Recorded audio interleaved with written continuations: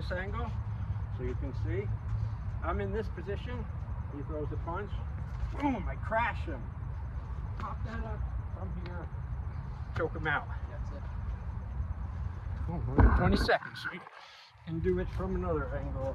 Kev, let's you throw your punch at me here. I'm like this. Then take down. All right.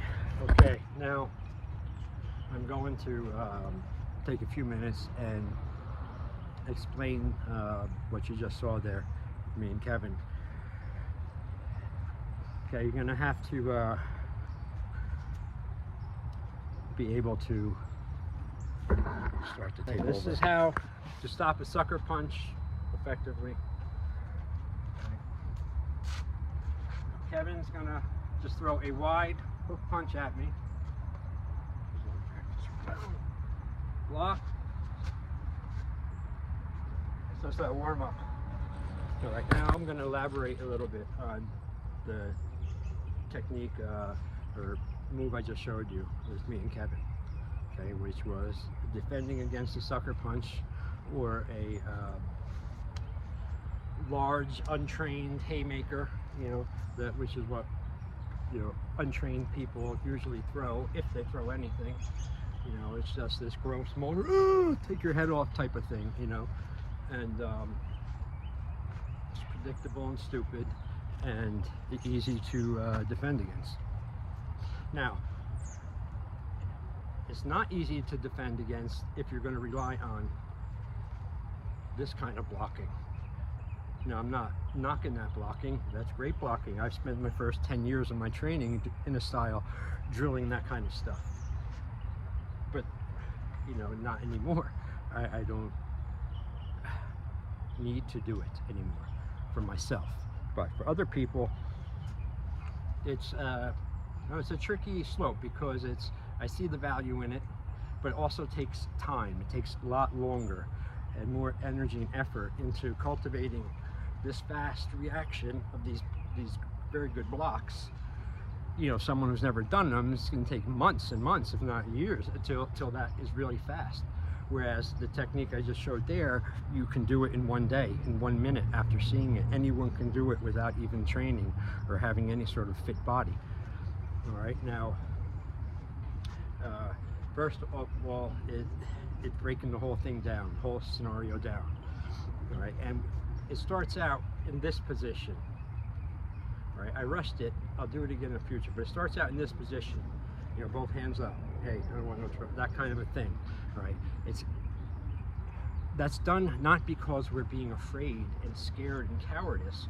We're doing that because we want to trick and mind fuck the target as much as possible before we destroy them. So you do this.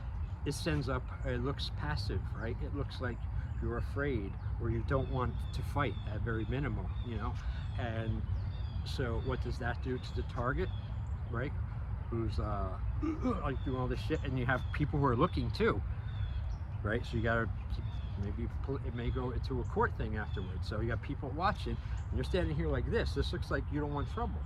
You're not starting any trouble, but it's also a super excellent stance, because this here already, without me moving an inch, blocks me, provides a frame, a block for any kind of sucker punch or anything coming down the middle at me right here. Without even moving, I have it picked up and covered. All right, and very easy to grab, stuff like that. It's not to say you can't, you know, go into the eyes from there, the throat, you know, turn it into a punch. But for here, it's like, hey, I don't want no trouble. But you're getting them, you're lowering their guard, because they feel like, oh, you're doing this, or they feel like you're afraid already, and this is a cakewalk. So they lower their guard a little bit. That's what we want. We don't want them to raise their guard. We don't want them to strengthen themselves. We want to take as much out of them as possible before we even hit them. So, okay, so, and also it looks good to the people who are standing and watching, cheerleaders and shit. People are cheerleaders and they watch and they go, but then they'll fill in the cops what they saw.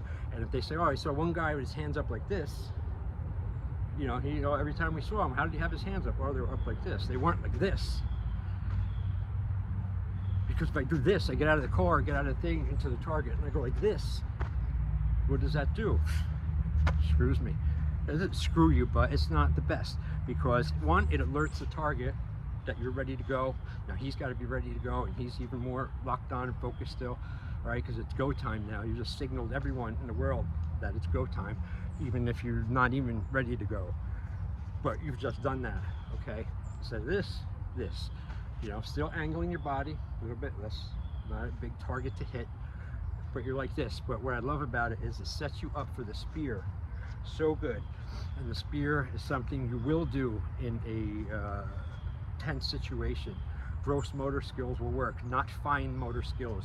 You're not going to do a jump spinning back kick, okay? If someone's mugging you or anything like that. So the spear, okay, I'm here like, hey, I don't want any trouble. I don't want any trouble, right? But what I'm doing is it's not just like this, a little subtle. One hand, my right hand's a little bit behind the left, almost like it's holding a football or something, like that. And I'm looking through that area at my target. Meanwhile, if anyone's around me, sucker punches or throws something, I got it picked up already, all right? So hopefully like this, if they come in, bam, you light them up if you want. But if not, if they throw the punch, you're like this, and they throw that big fucking, I'm gonna kill you. You know, the big drunk fucking retard, you know, the stupid, or if you get the comical ones, that shit, go, hey, no, like that. When I see that, I just want to grab their hand and break their pinkies, because they do leave it out like that. It aggravates me. Okay, so the spear, okay, I don't have to use close motor skills when my heart is fucking going, my life's on the line. I don't have to rely on something ridiculous like that. Okay, the spear will work, and what I'm doing, I'm here at this. As soon as I see that motion coming at me, when it's back here, when his body stuff moves and I see the telegraph movement of come forward, that's when I go forward. I'll do this move again with Kevin this week, break it down more, but that's when you go in. So there he leans back to take your head off, and you dive in. When you dive in, at that point, the arms be coming. You see in the video, I'm hitting with my two forearms, very impossible not to miss. One hand is hitting his forearm, and the other one, I'm going right across the sternum of his chest, fucking really jarring. I'm trying to break it, like checking with a hockey stick or something. Boom, right? And then after I've done that, it's like the video, you can see it, I stay there, I don't move. I'm right here, use my shoulder to pin his arm up as I pop it up his tricep with my hand. He's got no way to strengthen, stop that, it's just like that. So I crash, I come under, I pop that up, then I put this arm around for blood and air choke, and I could either choke him out in less than a minute there, probably less than 30 seconds, because I'm able to cut off both the blood and the air to the head, like that, and that's just holding. Or you can hold, you get pop, pass it, get the choke, standing one arm choking, and then if you really hate him or need to do it, you can then easily take him, put right foot behind him, and reap that motherfucker right through the fucking sidewalk. Boom, just like a fucking tsunami. Boom, smash everything. I've noticed I got my my neighbor watchers. Every time I come out here to do something, they all come all around to watch and peek. I can give a shit less. But sorry, so getting back to that, so we had the spear, okay? Now I'm demonstrating this with nobody, but you should be able to pick up on it. It's not that difficult, and I have the video in front. I'm going to do more of these in more detailed form, but I just want to get this stuff up and out, you know? So that's a very excellent way. And two, it also gives you the option when you come in with the block, pop the arm up, step in for the choke, and you're pinching his legs with your knee so you can't get hit in the balls. You're tucking your head down behind his back of his head and his arm. There's nothing he can do. He's shot, he can't move. Even if he's bigger than you, you have the leverage. So you could either walk him or do whatever. He has to do whatever you fucking tell him, or he can go that way, or you can come to bargain point, and you might not want to hospitalize your brother-in-law, drunk brother-in-law at a football party or something, or it might be something else much worse, and you may need to definitely hospitalize the motherfucker. You don't know, but it's best to know and be ready and be able to do it.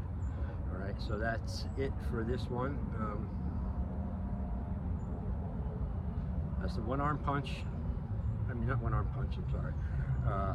One-arm choke, followed by, preceded by the spear, I'm sorry. And that's just one of the main self-defense moves I teach, that standing one. And you practice it in the air, and you should. You don't need fucking a person every time to train. You don't need a fucking training partner. You don't need a fucking school.